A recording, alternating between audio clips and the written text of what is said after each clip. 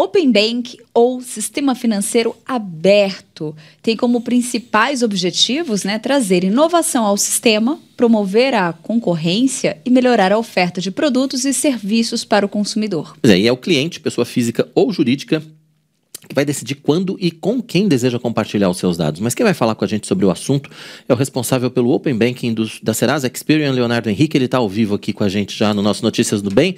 Leonardo, seja muito bem-vindo. É um prazer receber você para falar desse assunto que ainda está gerando tanta dúvida. Afinal de contas, é tudo muito novo ainda, né? Então, do começo, como é que vai funcionar esse Open Banking para o consumidor final, para aquela pessoa física que tem uma conta no banco, por exemplo, para aquele consumidor que lida pouco com dinheiro? Explica para a gente. Boa tarde, pessoal. Um prazer bater um papo com vocês. De fato, ainda é tudo muito novo, né? Não só para quem está muito envolvido no tema, mas para a sociedade, para a economia como um todo, né? Então, a maneira como o Open Banking vai funcionar para a pessoa física é justamente proporcionando a capacidade de você compartilhar suas informações financeiras com uma instituição participante, né? E aí, instituição participante significa instituições financeiras, bancos, de pagamento que têm a possibilidade, de fato, de participarem desse tema de Open Banking. O que isso, de fato, significa para a pessoa física, para o consumidor no final? Isso é uma agenda muito forte do Banco Central, que está fazendo esse trabalho muito bem feito aqui no Brasil, baseado em algumas experiências de fora. Reino Unido e alguns outros países já possuem a modalidade de Open Banking acontecendo, e com um foco muito forte justamente no consumidor, que vai ter a possibilidade de, mediante o consentimento, né, o consentimento desta pessoa, compartilhar as suas informações financeiras com uma instituição que tenha, que queira possibilitar ou queira ofertar algum produto ou serviço para você. Então, aquele velho problema, quando você vai buscar, por exemplo, um crédito ou algum produto em uma instituição financeira que não é potencialmente a sua atual, é que eles não conhecem quem é você, eles não conhecem o seu histórico financeiro. E você vai ter a possibilidade de justamente pegar todas essas informações cadastrais, informações financeiras do seu passado, e entregar isso para essa potencial nova instituição financeira que venha a dar um crédito, dar um produto que faça sentido para o consumidor. E aí fica aquela dúvida, né? Porque aí você vê algo que você pode compartilhar, mas o que a gente compartilha, né? Vai compartilhar tudo, o quê? Ontem nós estávamos até falando sobre essa questão de segurança, né? E a gente fica um pouco receoso. Explica um pouco mais pra gente, por favor, Leonardo. Perfeito, essa é uma pergunta super importante. Primeiro que existem protocolos que estão sendo discutidos de segurança da informação, para que essas informações, de fato, esses dados dos consumidores, é importante mencionar, o Open Banking não é apenas para pessoa física, tá? Pessoa jurídica também. Então, se você é uma empresa, mesmo que seja pequena, você vai ter a possibilidade também de compartilhar essas informações do Open Banking com as instituições participantes. Mas, voltando aqui ao cerne da questão da segurança, então, primeiro que o Banco Central, com todas as instituições participantes, estão criando protocolos de segurança que, de fato, com criptografia e que não tenha nenhuma idade de vazamento dessas informações, desses dados dos consumidores. Então, isso é um ponto super importante mencionar. Mas o poder de compartilhar esses dados está, de fato, na mão do cliente final, né, do consumidor. Então, é claro que existem mínimas que as instituições financeiras precisam para analisar aquele consumidor, mas a capacidade e a possibilidade deste compartilhamento está na mão do consumidor. Então, quanto mais informação o consumidor compartilhar, mais subsídio as instituições financeiras vão ter para tomar uma decisão, analisar de uma melhor maneira, né? Então, mas de fato, na própria jornada do Open Banking, quando você estiver ali no aplicativo ou no site da instituição que porventura você está sendo abordado, você vai poder selecionar quais são essas informações que você vai compartilhar, por quanto tempo essa instituição financeira também vai poder pegar de histórico do seu histórico financeiro, né? Isso é super importante. O poder, acho que essa é uma grande premissa do tema do Open Banking. O poder está na mão do consumidor. Ele tem o direito e a possibilidade de compartilhar o que ele quiser, pelo período que ele quiser, com a instituição financeira ou a instituição participante que ele quiser. Entendi. E aí, a partir desse compartilhamento, qual é a expectativa dos especialistas do mercado financeiro? O que as instituições estão prometendo ou estão pensando em fazer já, Leonardo? Em oferecer crédito mais barato, juros menores, mais crédito, enfim, como é que o consumidor ou como é que o correntista, tanto físico como jurídico, vão poder ter vantagens a partir desse compartilhamento, na opinião dos especialistas? O que pode vir por aí de coisa boa? Perfeito. E esse é até pegando um pouco de histórico fora do Brasil, né? Um dos objetivos do Open Banking, e é uma agenda muito forte do próprio Banco Central, é aumentar a competição no mercado financeiro, né? O aumento da competição significa bons resultados para o consumidor final. Então, quanto maior for a competição, potencialmente menor são os preços, menores são os juros. Isso vai, obviamente, gerar um benefício para o consumidor, né, na ponta. Trazendo um pouco de experiência, a Serasa faz parte do grupo Experian. Experian já joga esse jogo de Open Banking em outras regiões. A gente vê, sim, de fato, um crescimento da adoção do Open Banking muito mais lento do que a gente teve, por exemplo, do Pix, que resolve um problema logo de cara de taxas e etc. Mas conforme os consumidores vão percebendo que o compartilhamento dessas informações gera a possibilidade de você ter melhores produtos com taxas mais atrativas, a adoção do Open Banking começa a crescer.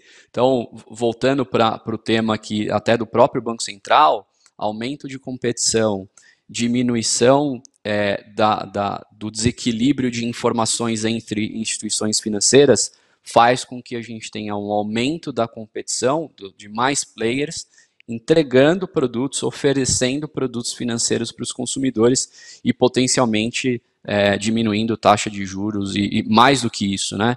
A gente no Brasil tem uma corrida pelo crédito e não necessariamente, a gente tem uma demanda muito grande, mas uma oferta que de fato não atende à necessidade do mercado brasileiro, né? Então o Open Banking vai dar justamente essa possibilidade das instituições financeiras que porventura não tinham essas informações dos consumidores, terem essas informações e ofertarem um crédito mais justo, né? Bacana. E aí tem outra pergunta, né? Como é que fica a questão dos negativados nessa situação, hein? Essa é uma pergunta super importante. Já me fizeram essa pergunta de negativado está proibido de participar no Open Banking, como que isso vai acontecer? Definitivamente não. O Open Banking é para todos. Você tendo acesso a um aplicativo, à internet, o Open Banking tem essa premissa, né, de acontecer no mundo digital, você tem a possibilidade de participar. Inclusive, muitas vezes a gente tem casos de consumidores que têm dívidas muito pequenas ou dívidas que potencialmente nem sabe que tem a dívida, que esqueceu de pagar uma determinada conta, que está o famoso negativado e que não sabe que de fato aquilo está acontecendo e tem dificuldade de ter acesso ao crédito.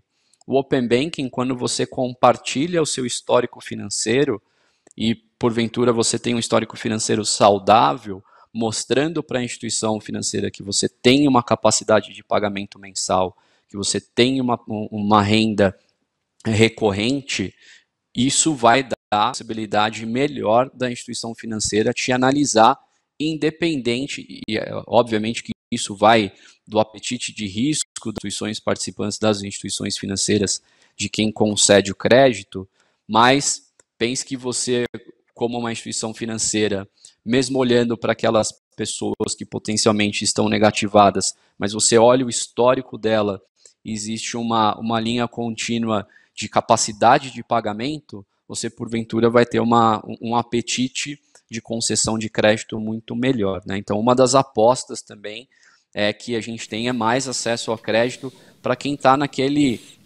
limite de corte ali entre que as instituições financeiras mais tradicionais acabam tirando a possibilidade de concessão de crédito, e aí vai ter um acesso ao crédito muito mais justo para o consumidor final. Tá certo. Bem Tem uma colocado. pergunta aqui no nosso chat para você, Leonardo. A Thalita Santos perguntou: os bancos estão se opondo a essa nova realidade sendo implantada no Brasil? Não, né?